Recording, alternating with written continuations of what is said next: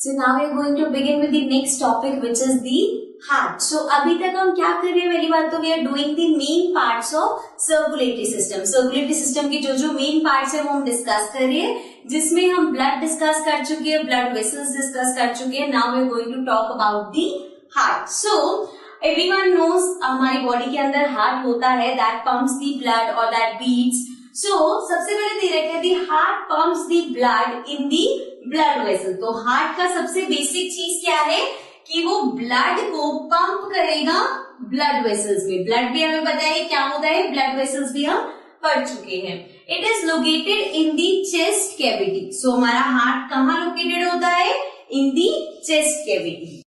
It's lower part is a little tilted towards the left. अब जो उसका lower part होता है वो लेफ्ट की तरफ थोड़ा सा टिल्टेड होता है.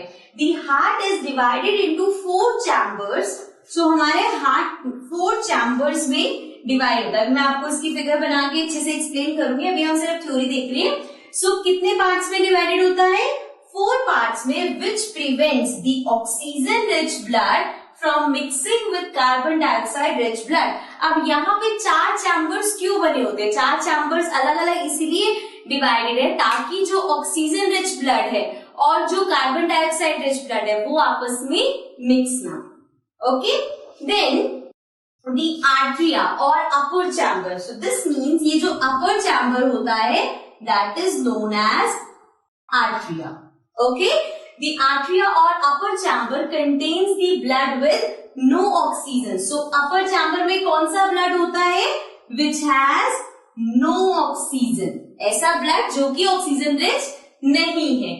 Then the ventricles or the lower chamber. So here lower chamber is also called the ventricles.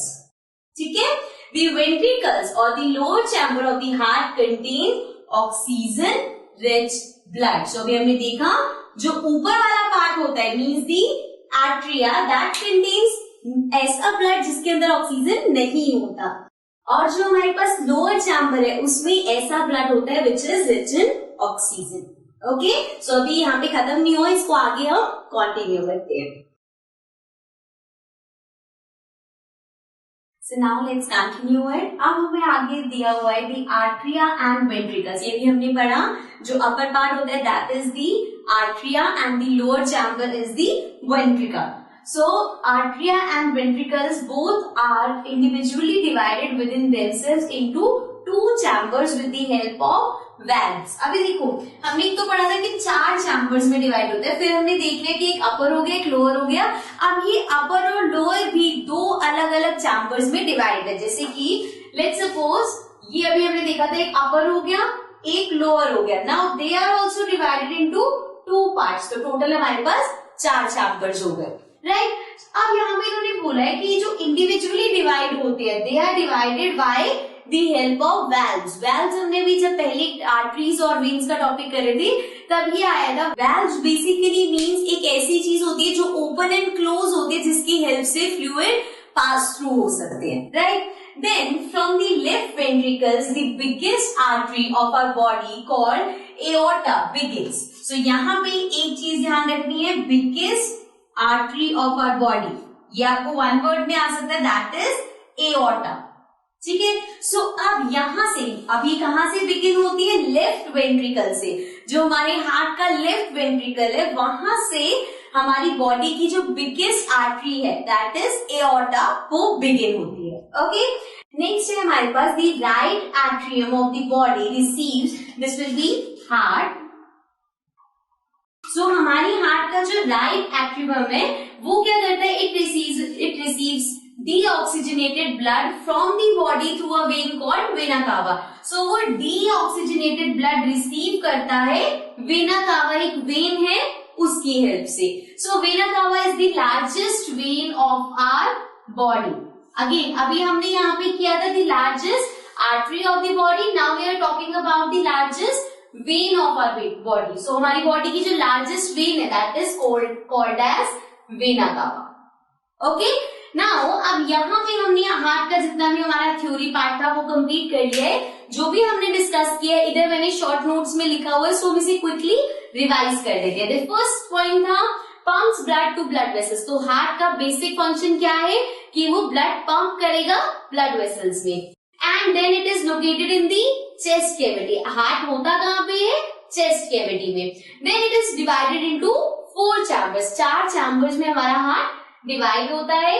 Upper chamber जिसको हम बोलते हैं atria, it gets no oxygen blood. वहां पे कौन सा ब्लड होता है? नो ऑक्सीजन, ऐसा ब्लड जो ऑक्सीजन रिच नहीं होता। देन जो लोअर है जिसको हम बोलते हैं लोअर चैम्बर है जिसको हम बोलते हैं वेंट्रिकल्स, वहां पे होता है ऑक्सीजन रिच ब्लड। और ये चैम्बर्स में क्यों डिवाइड होते हैं? ताकि ऑक्सीजन रिच ब्लड और कार्बन डाइऑक्साइड रिच ब्लड अपने आप में मिक्स ना हो सके।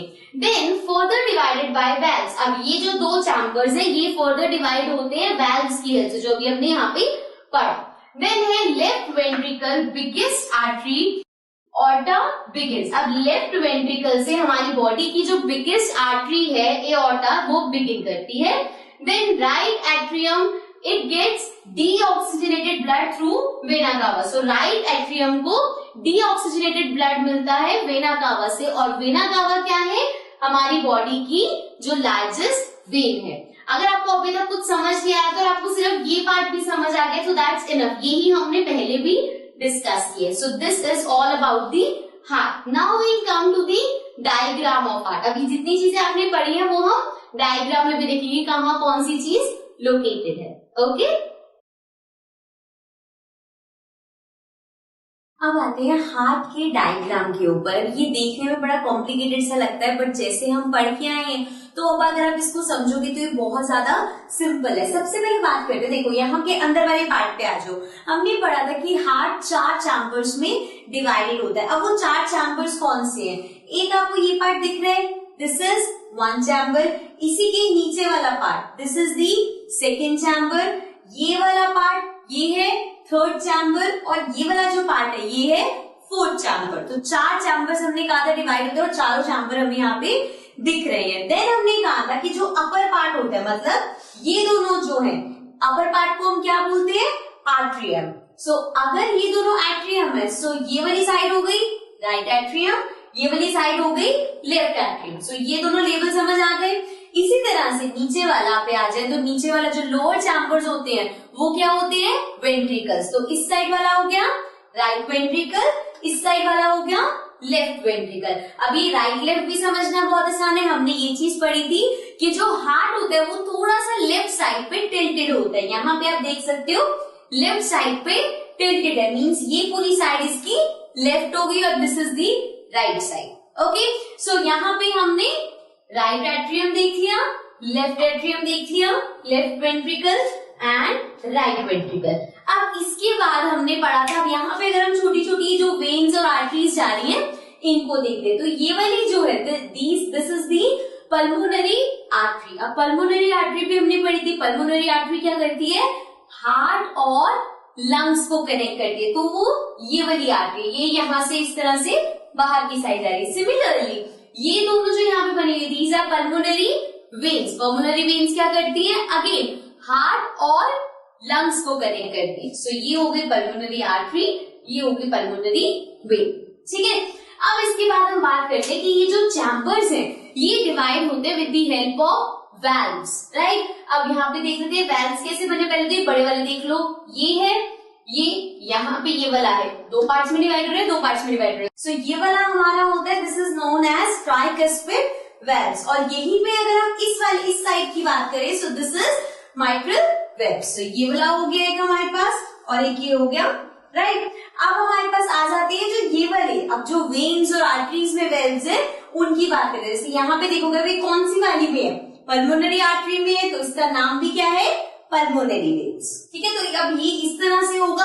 और समझ के एक बार, अगर एक बार आपको लेबलिंग समझ आ गया तो फिगर बनाने के बाद, डायग्राम बनाने के बाद आप आराम से लेबलिंग कर सकते हैं। ऐसा नहीं है कि आपको रटना पड़ेगा कि यहाँ पे ये चीज है, यहाँ पे वो चीज है। ओके, अब बात करते हैं नेक्स्ट चीज की जो है हमारी एओर्टा। सो एओर्टा के बारे में हमने क्या पढ़ा था? वो हमारी बॉडी की लार्जेस्ट आर्टरी होती है जो कि यहाँ पे है, this is aorta.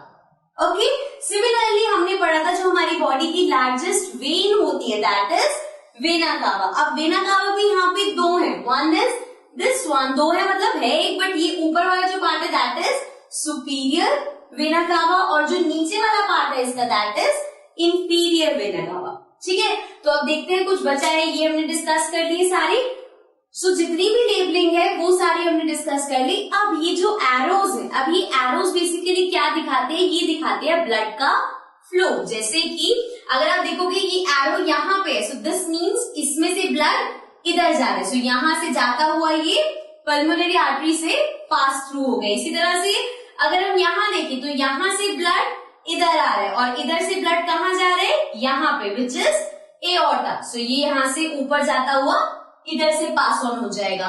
Then again यहाँ पे अगर हम देखें तो सुपीरियर वेना कावा से ब्लड इधर अंदर आ रहा है, यहाँ से नीचे जाता हुआ यहाँ पे, देन अगेन वो यहाँ से पास ऑन हो गए। तो अगर आप इन एरोज को ध्यान से देखोगे तो ये एरोज का आपको वे क्लियर हो जाएगा कि यहाँ से अगर ये आ रहा है तो ये यहाँ से बाहर जा रहा है। ओके, सिमिलरली और यहाँ पे एरोज यहाँ पे आ रहा है इंफीरियर वेना, तो ये इधर आएगा एंड देन यहाँ से वो नीचे। तो यहाँ पे बेसिकली आपको एरोज का ये ध्यान रखना है कि ब्लड का फ्लो कहाँ से होगा। बाकी हम थ्योरी में पढ़ चुके हैं कि कहाँ से ऑक्सीजनेटेड ब्लड फ्लो करता है, कहाँ से डीऑक्सीजनेटेड ब्लड फ्लो करता है। सो बस आपको यहाँ पे एक दो एरोज का ध्यान रखना है कि वो आप गलत डायरेक्शन में ना लगाओ। ओके, सो ये है हमारा पूरा हार्ट का डायग्राम। ये इंपॉर्टेंट है बिकॉज आपका क्वेश्चन आ सकता है, इवन ज्यादा मार्क्स के क्वेश्चन आ सकते हैं कि draw label heart diagram and उन सब की आप लेबलिंग आपको पता होनी चाहिए, ड्रॉ करना आपको आना चाहिए। सो इसलिए अगर आप एक दो बार प्रैक्टिस करोगे तो ये आराम से बन जाएगा, इतना सिंपल है ये। जो लेबलिंग का इश्यू है वो अगर अभी आपने समझ लिया कि कैसे कैसे लेबल किया हुआ है तो लेबलिंग भी आपको रटने की जरूरत नहीं पड़ेगी, आप आराम से लेबल कर सकते हो। Okay, now we move to the next topic.